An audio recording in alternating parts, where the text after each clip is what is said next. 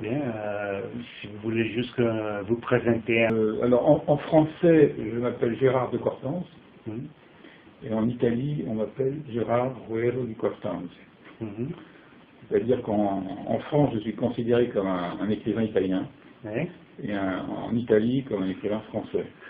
Et avec cette double identité, vous avez une partie de l'explication de ce qu'est Gérard de Cortanze. Oui. C'est-à-dire que je suis vraiment entre les deux pays, entre les deux langues, entre les deux cultures. Mon père était un aristocrate piémontais Mhm. et ma mère est une napolitaine qui descend en droite ligne de Fra Diavolo. Oh. Et mon grand-père maternel était maçon, Mhm. et en vrai maçon italien, il jouait de l'accordéon dans les bals du samedi soir. Mhm. Donc, là encore, j'ai cette double identité et qui m'a longtemps gêné, Oui. et maintenant je revendique, parce que c'est une chance extraordinaire, cette double identité placée sous le signe de l'exil, hein, les deux, Oui. à savoir d'un côté l'aristocratie et de l'autre la classe ouvrière. Et j'aime bien cette idée d'être entre les deux. Ce qui Mhm. fait que pour pour la classe ouvrière française, pour la presse française de gauche, je suis considéré comme un affreux aristocrate de droite, Mhm. et pour la presse de droite, je suis considéré comme un affreux communiste. Donc j'aime bien voilà, cette idée il y a une expression en France qui dit avoir le cul entre deux chaises. Mhm. Oui. Hein, c'est-à-dire Eh oui, voilà. Et très bien. ça permet une liberté totale. Ouais. C'est-à-dire que vous appartenez à plusieurs familles à la fois. Mhm. Vous n'êtes pas dans un tiroir, et ça j'aime beaucoup cette idée.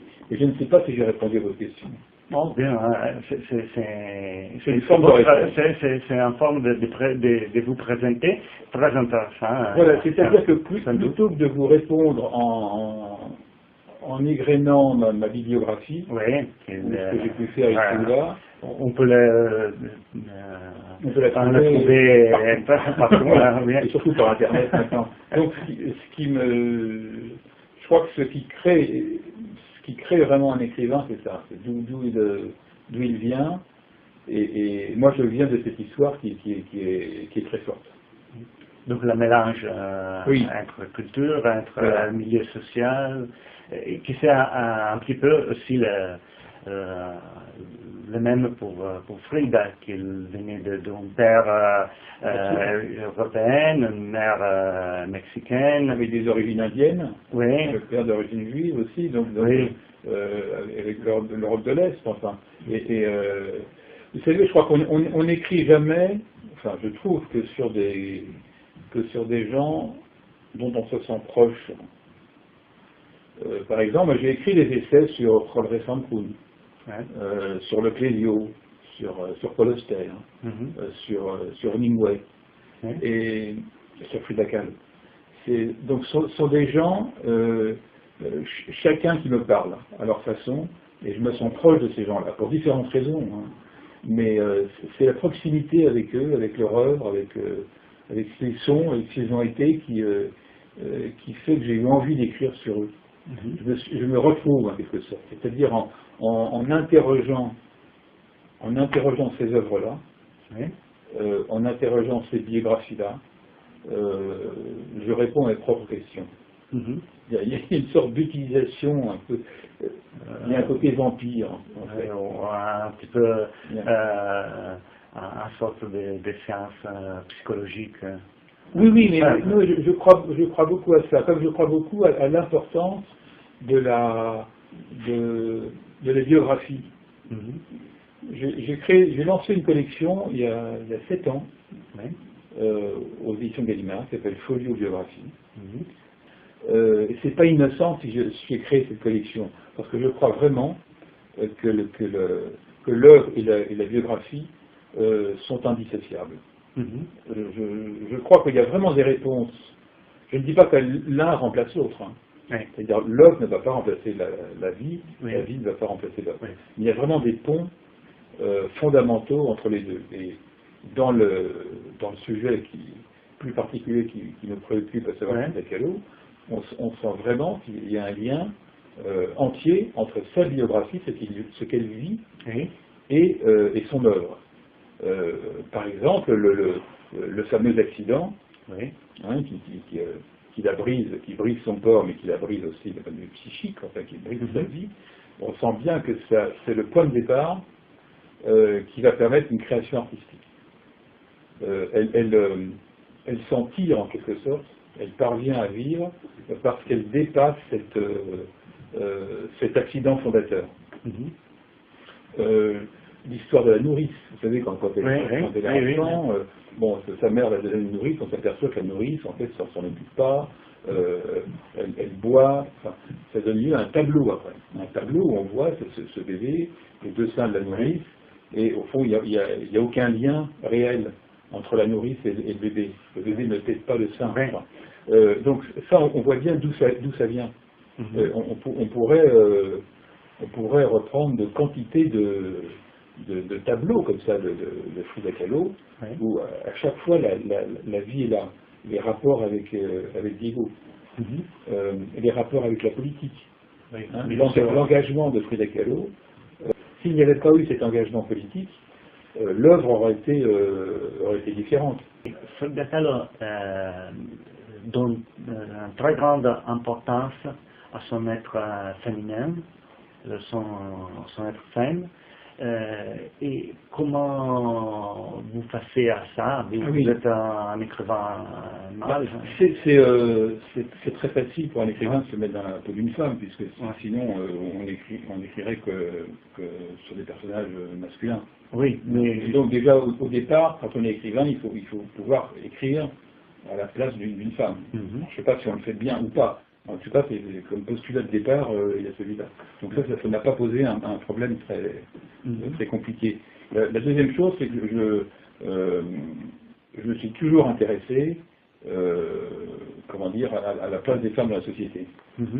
Comme je suis assez âgé, j'ai milité dans les années 60-70 avec le mouvement des femmes en France, avec le MLAS, quelque chose comme ça, pour la libération, ce qu'on appelait la libération de la femme.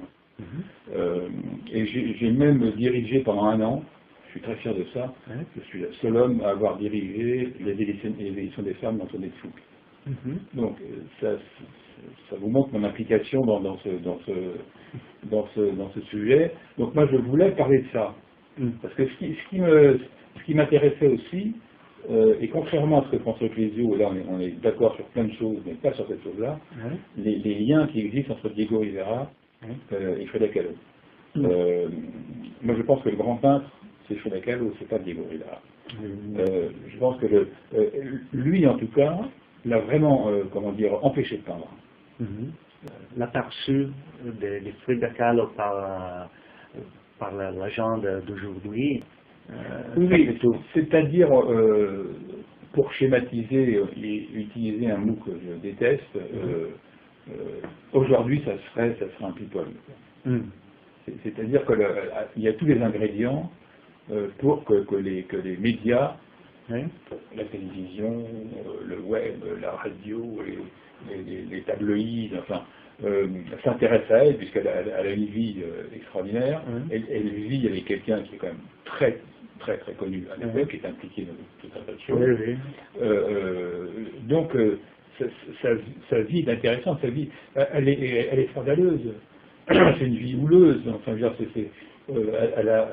ses toiles ne sont pas des toiles faciles. Ce sont des toiles provocatrices. Mais donc, alors, il y a plusieurs étapes.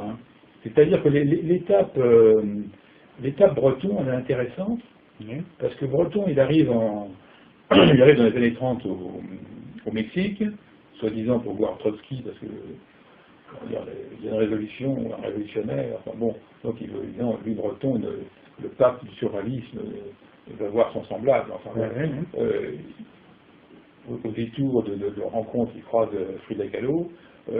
Et alors j'aime beaucoup ça, parce qu'il lui explique pourquoi elle peut faire partie du mouvement surréaliste, sans se rendre compte que de toute façon, déjà au Mexique, il y a une forme de surréalisme. Il préexiste dans la et il n'a pas besoin de Breton pour exister. En fait, la culture mexicaine, surtout l'Amérique latine. Voilà, donc il n'a pas besoin de Breton. Et Breton lui explique. Et Breton lui explique aussi qu'il va faire une exposition à Paris autour d'elle. Oui. Mais c'est pas vrai, parce qu'en fait, Breton n'éprouve aucun intérêt pour Frida Kahlo. Ce qu'il veut, c'est la faire rentrer dans sa galaxie à lui. Et d'ailleurs, quand elle arrive à Paris, Breton s'occupe absolument pas d'elle. Heureusement qu'il y a Duchamp qui va lui trouver une petite galerie pour exposer quelques tableaux. Alors, en revanche, il fait l'exposition à la gloire de Breton et du surréalisme, où il met dans cette exposition tout le folklore qu'il a rapporté, ou même qu'il a volé, puisqu'il a été le plan du surréalisme, c'est d'aller voler des ex-voto dans les... Il y a un côté colonialiste qui va chez les indigènes mexicains. Il va leur piquer les ex-votos, ça n'a aucune importance. Bon, ce sont des sauvages. Il y a un peu, il y a un peu ça quand même, mais ça c'est assez trivial comme attitude. Et donc il expose, je sais pas, comme ça me fait penser un peu à. Alors évidemment, si on voit ça aujourd'hui, c'est très facile de tirer Frida Kahlo de ce côté-là, de tirer Frida Kahlo du côté folklorique. Il faut gratter, il faut oublier tout le côté folklorique qui aujourd'hui, comment dire, édulcore toute chose de toute façon, puisqu'on est dans une société du pareil, de la consommation, de la superficialité. Donc tout ce qui est un peu gênant, difficile, qui rappelle la mort, qui rappelle, je ne sais pas, tout ça on évacue et on ne va garder que ce qui est joli, agréable. Mais c'est pas parce que vous allez mettre sur une de vos toiles quelqu'un qui tient un drapeau rouge avec un fusil que cette toile va être subversive. Je pense que certaines toiles de Frida Kahlo sont plus dérangeantes et plus subversives que ça.